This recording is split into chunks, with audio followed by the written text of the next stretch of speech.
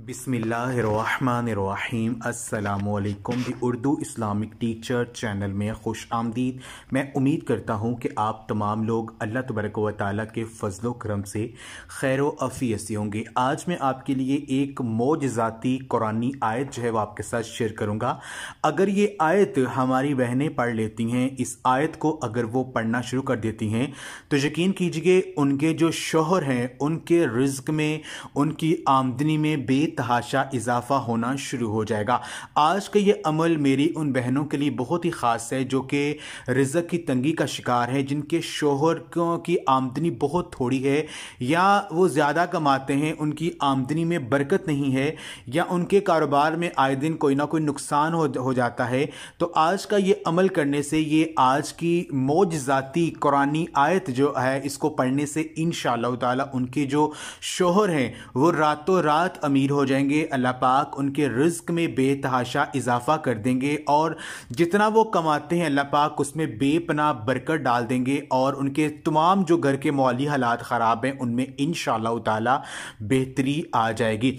आज के ये अमल बताने से पहले मैं अल्लाह पाक से ये दुआ करता हूँ कि मेरी जो भी मुसलमान बहनें और भाई जो मेरी आज की ये वीडियो को देख रहे हैं, अगर वो परेशान हैं, रिज़्क़ की तंगी का शिकार हैं, घर के माली हालात उनके ख़राब हैं, तो मैं अल्लाह पाक से ये दुआ करता हूँ कि आज का ये अमल करने की बदौलत से और हजूर नबी पाक सल्लल्लाहु अलैहि वसल्लम के वसीले से अल्लाह पाक उनके घरों से रिज़्क़ की तंगी को दूर कर दे और उनके जो माली हालात ख़राब है अल्लाह पाक उनमें बेहतरी पैदा कर दे। आमीन।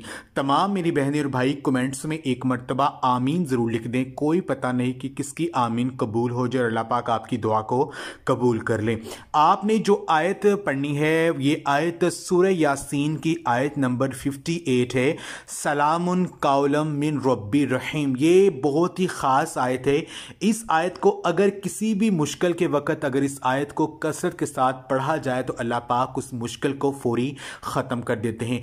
इस आयत को पढ़ने से हर किस्म की तंगी दूर होती है और जिस भी मकसद के को पूरा करने के लिए इस आयत को पढ़ा जाता है अल्लाह पाक उस मकसद में कामयाबी अता कर देते हैं। तो आपने करना यह है, हमारी बहनों ने ये जो आयत है सलामुन कौलम मिन रब्बिर रहीम, इस आयत को उन्होंने इशा की नमाज के बाद जो है इस आयत का अमल करना है। नमाज इशा जैसे ही पढ़ लें, इशा की नमाज पढ़ने के बाद जाए नमाज पर बैठ जाएं, किबला की तरफ मुंह करके इस आयत को 313 दफ़ा उन्होंने पढ़ना है। सलामुन कौलम मिन रब्बिर रहीम। अव्वल और आखिर 11-11 मरतबा दरूद इब्राहिमी जो हम नमाज में पढ़ते हैं वो पढ़ना है और दरमियान में 313 मरतबा सलामुन कौलम मिन रब्बिर रहीम आपने पढ़ना है। आखिर में अल्लाह पाक से दुआ करनी है। यकीन कीजिए 10 दिन के अंदर अंदर आप इसका मौजा देखेंगे कि आपके जो शौहर हैं उनके रिज़्क़ में बेतहाशा इजाफा होना शुरू हो जाएगा। जिस भी मौली परेशानी के हल के लिए आप आज का ये अमल करेंगे वो मसला आपका हल हो जाएगा और अल्लाह पाक आपके हर बड़े मकसद में आपको कामयाबी अता कर देंगे। ये अमल बहुत ही ख़ास अमल है। घर से रिज़्क़ की तंगी को दूर करने का एक नहायत ही मुजर्रब अमल है। ये अमल आप खुद भी करें। अगर आप परेशान हैं किसी भी मसले के हवाले से इस वीडियो को लाजमी आप शेयर भी करें। जज़ाकल्लाह।